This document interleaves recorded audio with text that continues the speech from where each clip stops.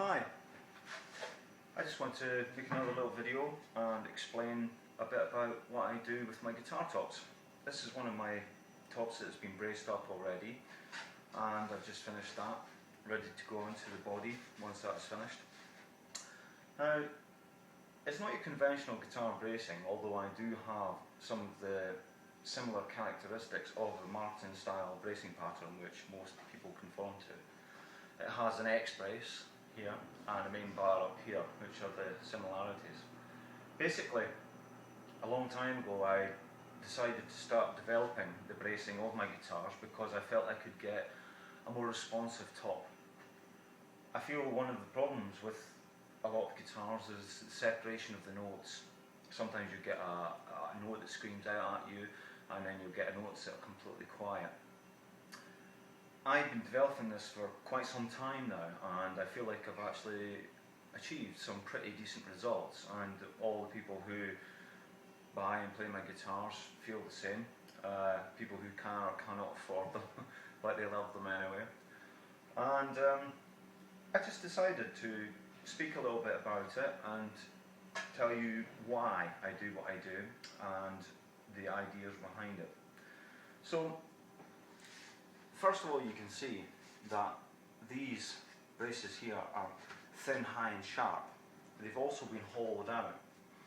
The reason that these ones here have been hollowed out is because I used to just brace them thin, high and sharp but solid, and I wasn't really getting the mid-ranges in the instrument.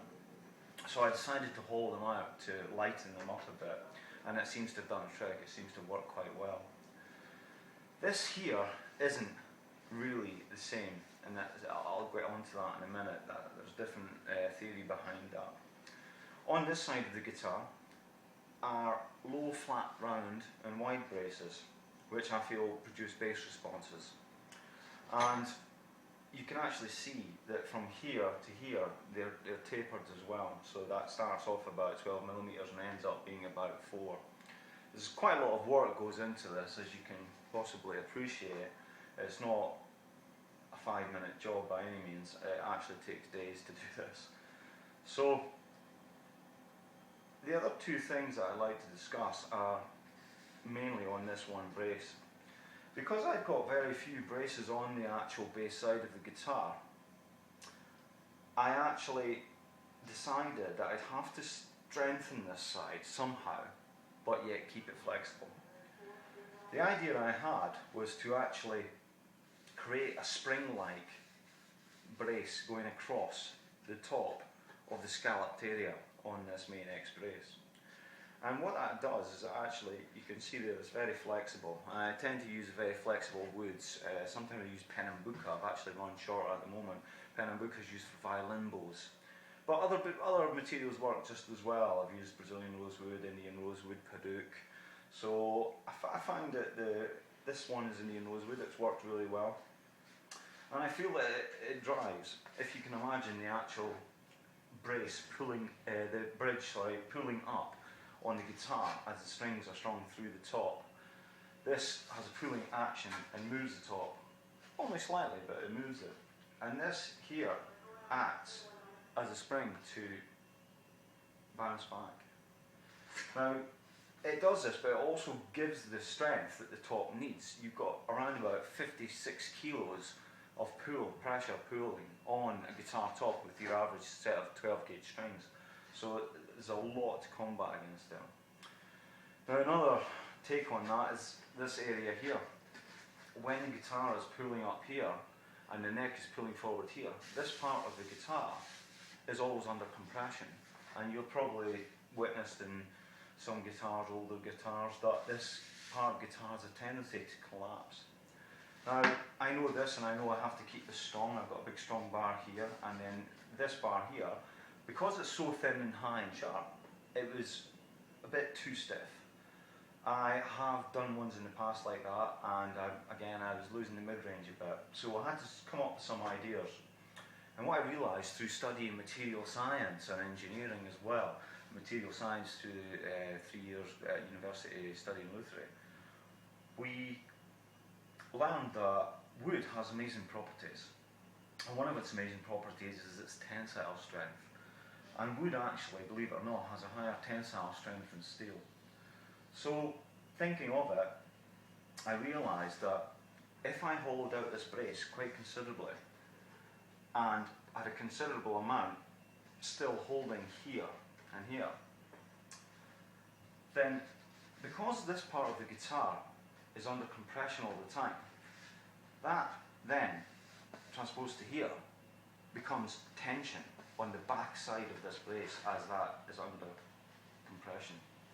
Therefore, this bar that I've left in here is constantly under tension, giving the guitar rigidity, but the top has flexibility because it is only this small part of the brace that is actually stuck to the top. So that's two ideas that I've actually developed, which I feel they are like a compromise for what I have done with the bracing of the guitar. Now, I mentioned that I have a bass side and a treble side. That doesn't necessarily mean that it's a written rule that it has to be separated like that. I believe, not that I've tried it, but I believe that if I put these braces anywhere in a structural way, I believe that it would still have that same effect of separating the responses, the bass response and the treble response.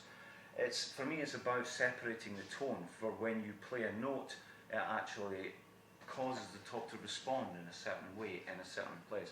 I feel if you have it all uniform, then there isn't the room there for each note. Each note will produce a completely different tone and frequency. And for me, I feel the top, if it's uniform, then those separations can't be found. So there is no right and wrong way. There's many, many different ideas and theories, and I'm far from the only person that does their own bracing pattern. There are dozens out there.